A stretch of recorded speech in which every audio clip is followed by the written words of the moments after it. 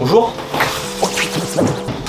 Bonjour et bienvenue dans cette nouvelle vidéo. Ah là là, je suis trop content de faire une petite vidéo. Alors là, ça fait vraiment longtemps que j'attendais d'en faire. Et vraiment, je suis content que ça se fasse maintenant. Bref, passons. Aujourd'hui, nouvelle vidéo. Et oui, tu te demandes derrière toi, Timéo du 26, c'est quoi le concept de la vidéo? Alors aujourd'hui, le concept est très simple. Vous connaissez sûrement le concept de tous les youtubeurs. Ils l'ont tous déjà fait. Oui, j'ai repris. Je vous mettrai des liens dans la description. C'est deux vérités, un mensonge. Sauf que là, j'ai changé le concept. Et le concept, ce sera deux mensonges, une vérité. Donc le but, ça sera pas de découvrir quel est le mensonge, mais le but, ça sera de découvrir quelle est la vérité. Et là, je le sens derrière votre écran que vous êtes un peu comme Fabien Olicard. Vous allez essayer de découvrir un petit peu toutes les mimiques, etc. que je vais faire. Ah, je stresse un peu pour cette vidéo, mais en vrai, j'ai préparé un peu le coup. Je pense que je peux vous avoir. Je vais le dire à la fin de la vidéo. Donc jouez le jeu. Dites-le moi dans les commentaires. Dites-moi laquelle anecdote est vraie et lesquelles sont fausses. Et oui, je sais, j'ai une coupe de merde, ok. Je me suis pas coiffé, j'en ai rien à foutre. Je voulais juste tourner cette vidéo. Et oui, aussi quelque chose, ce décor de Noël. Oui, je sais, on n'est plus à Noël. Donc à la fin de la vidéo, je vous promets, je le détruis. Voilà. Que c'est bon pour vous. Bref, passons. C'est parti pour la première anecdote. Alors pour cette première anecdote, c'était en vacances. Et du coup, moi et ma famille, on commence à partir, etc. Bref, on part. Là, mon père nous propose de faire une activité du bateau. Vous savez, les bateaux où vous n'avez pas besoin de permis. Il nous propose de faire cette activité-là. Nous, on accepte. Du bateau, génial, bonne idée. Merci papa, merci maman. On est le matin, on part parce qu'on veut faire toute la journée, etc. Et là, on se retrouve au point de rendez-vous avec le mec sur un port, quoi. Avec tous les bateaux. Déjà, le mec, on sait pas s'il était sobre. Il avait des réactions un petit peu cheloues. Donc, nous, ce qu'on se dit, c'est pas grave. On s'en fout, on prend le bateau, on se casse. On verra plus tard. Et là, il nous dit une phrase vous verrez plus tard, c'est assez important cette phrase. Faut la prendre de côté. Des grosses vagues, hein, parce que là-bas, c'était pas des petites vagues. Donc, nous on l'écoute, même si on avait entendu quelque part que une vague fallait la prendre de face. On se dit le mec c'est un pro. On part, déjà le bateau pas oufissime, il a vécu le frérot. On part, on avance, pleine mer. Sauf que la mer, c'est pas une petite mer, c'est pas la petite mer. Oh ça va, tout tranquille. Oh attention maman, des dauphins à droite. Oh mamie, elle se noie. Non, c'est une mer déchaînée. Mais déchaînée, quand je vous dis déchaînée, ça veut dire qu'il y avait à côté. C'était pas un dauphin, c'était des cailloux pour nous tuer tout simplement. Et avec des gros paquebots de l'autre côté. Et donc d'un côté t'avais l'énorme bateau qui crée des vagues juste immenses. On s'était pas rendu compte de quelque chose. Parce que moi et ma famille, on ne s'était pas renseigné du tout. Je tiens à dire que pendant cette anecdote, j'étais très jeune, hein, vraiment. Je devais avoir environ 11 ou 12 ans. On arrive d'un côté où c'est assez calme, il n'y a pas de vagues, il n'y a pas de cailloux et non plus de bateaux. Il y a une petite plage devant, sauf que la plage, on la voit pas tout de suite. Surtout, on ne voit pas les gens qu'il y a dessus. Et ça, c'est important. On s'installe, je crois qu'il n'y avait même pas d'ancre. On laisse le bateau à la dérive. Si on allait se faire emporter par le courant, bah... tant pis, c'est pas grave. Faut savoir que mon père ne sait pas nager. Ce qui fait qu'il est descendu du bateau en espérant pouvoir remonter avec un gilet de sauvetage, etc. On avait fait les choses bien. Sauf que, attention, non, mon père était coincé dans l'eau. Ça veut dire qu'il n'arrivait plus à remonter.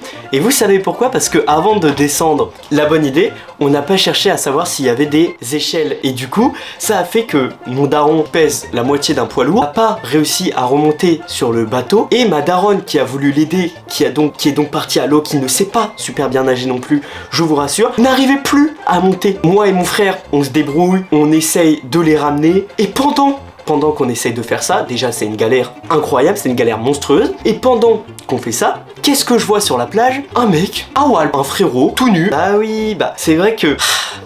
il n'en manquait que ça, donc moi je regarde direction la plage, je vois aussi mon père en train de se noyer malgré qu'il ait le gilet de sauvetage, parce que le gilet de sauvetage, il peut pas soulever une baleine en fait. Clairement, je regarde les frérots tout nus là-bas, et en même temps j'ai mon daron, donc je dois gérer deux choses en même temps. Plus ma daronne, attention, qui n'arrivait plus à remonter. Bref, un bordel. On arrive à remonter malgré tout les darons, on se casse. Deuxième plage pareil, des tout nus, on se dit, tant pis, la journée elle est annulée, on va rentrer. Attention, qu'est-ce que je vous avais dit tout à l'heure? La mer est complètement complètement déchaîné. On est rentré, le premier passage allait bien. Malgré tout, il y avait des vagues, il y avait les cailloux, etc. Mais c'était pas aussi énervé que le deuxième passage où vraiment on est passé. J'ai bien cru mourir. Mon père, qui savait pas du tout gérer le bateau, mon père avait écouté l'astuce du mec, qui était de prendre les vagues sur le côté. Génial, on s'en souviendra, merci. Ce qui fait que le bateau décolle. Et quand il décolle pas comme ça tout droit, une bosse quoi. Non, il décolle, il fait une virgule comme ça. Je ne sais même pas comment c'est possible, comment on est réussi à sortir de là. Je ne sais même pas comment c'est possible. Je sais même pas comment je suis encore en train de vous parler devant cette caméra. Vraiment, je n'en sais rien. On rentre, etc.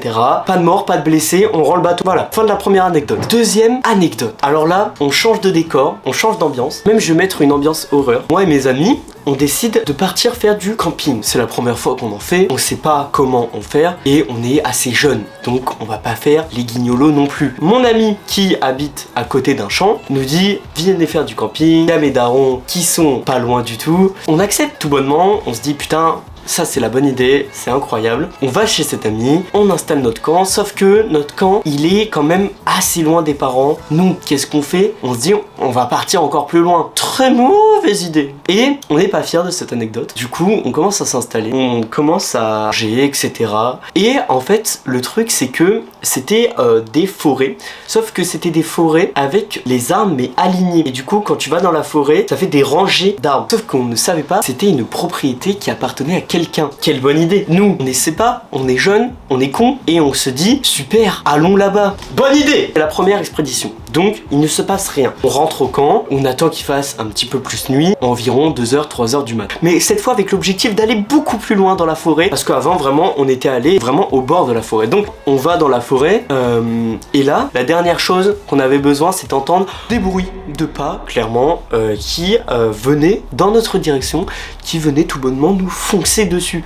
Donc, forêt, sanglier. Tout de suite, on pense, c'est un sanglier, on se dit pas, non, c'est la propriété de quelqu'un, etc. Non, on est juste con. Oh putain, c'est la merde, il y a un sanglier, frérot. Moi et mon pote, on commence à cavale. Et vu qu'on est jeunes, qu'on se perd. J'ai oublié de le dire, mais on était 4. Moi et mon pote, on se retrouve séparés aux 2 autres, qui se retrouvent malheureusement tout seuls. Moi et mon pote, complètement paniqués, surtout qu'on était les 2 mecs qui étaient vraiment perdus, parce que encore mon autre pote connaissait un peu la forêt. Déjà, le mec n'est pas renseigné, il sait même pas que c'est une propriété privée. Moi et mon pote, on est les 2 seuls mecs à ne pas connaître la forêt, on ne se retrouve plus. On tourne, et il se passe 10, 15, 20, 30 minutes. Et là, on tombe sur nos fameux potes qui étaient en train de nous chercher. On a réussi à se retrouver, malgré tout. Parce que, oui, il faut savoir qu'à cette époque-là, on n'avait pas forcément de téléphone, parce qu'on était jeunes. On se dit, let's go retourner à la maison. Oui, bonne idée, enfin une bonne idée. On retourne à la maison, et sur le chemin, qu'est-ce qu'on entend? Le bruit de 2 chiens qui gardaient la propriété. Donc ce n'était pas des sangliers, mais bien des chiens. Et du coup, on commence à cavale. Ce soir-là, on a failli se faire grailler par des chiens, et je pense que le mec avait une alarme parce que on a vu des lumières, etc. On repasse au-dessus des fils de barbelés. Déjà, gros indice que c'est une propriété privée, il y a des barbelés. Mais nous, à cette époque-là, on est débiles. On a trop peur. On s'enferme dans nos tentes, et voilà, fin de la deuxième anecdote. Troisième anecdote. Il y a un an, j'ai voulu tourner une vidéo qui fait faire du VTT enduro. Pour ceux qui savent ce que c'est, je vous mets des extraits tout de suite. Ça se l'est fait. Ça avance. Aïe. Bref, l'année dernière, très bonne année, machin, je veux commencer à faire des vidéos YouTube.